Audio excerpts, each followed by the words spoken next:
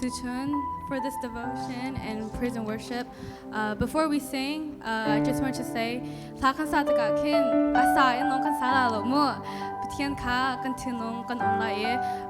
gonna say, welcome. Let's welcome God into our heart, and during this worship, let's forget about everything, and it's just you and God in this room. So when we sing these songs, sing it to Him. Only think about Him, because we're honoring Him and we're worshiping Him. So while we sing these songs, please join us and let's sing with our hearts.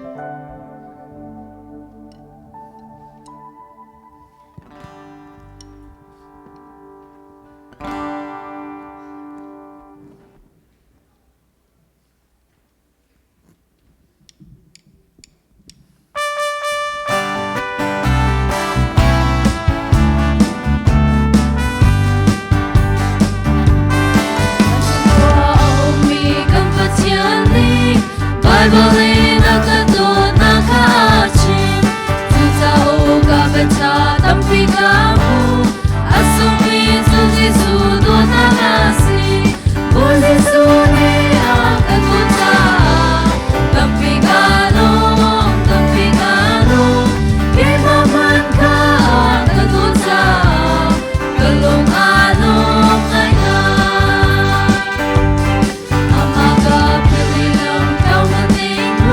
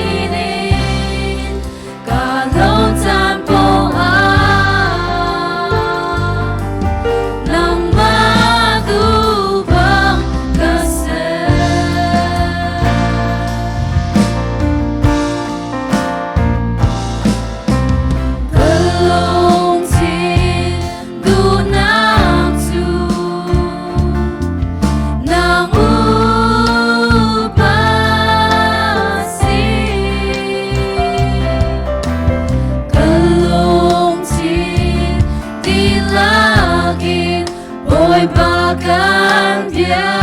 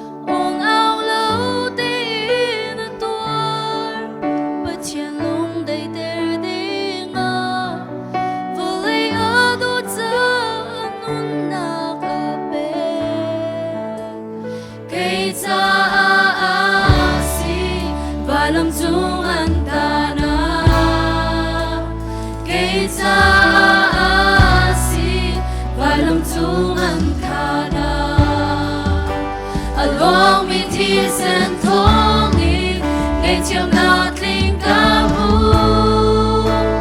Ca cao đi lại lâu anu ni na ca tla Kurwa her asih Asung lôi đốt na Kể ra asih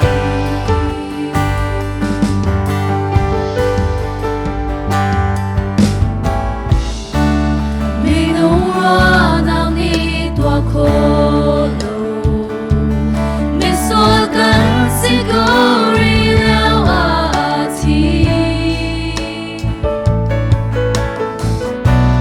đặc xa thiên long karao zomi anh tu nam mơ vua thong in đâm nạc tu nam mơ vua thong in đâm nạc linh chu gan mu tu si cha sung sa ha tu si cha sung sa ha kan sa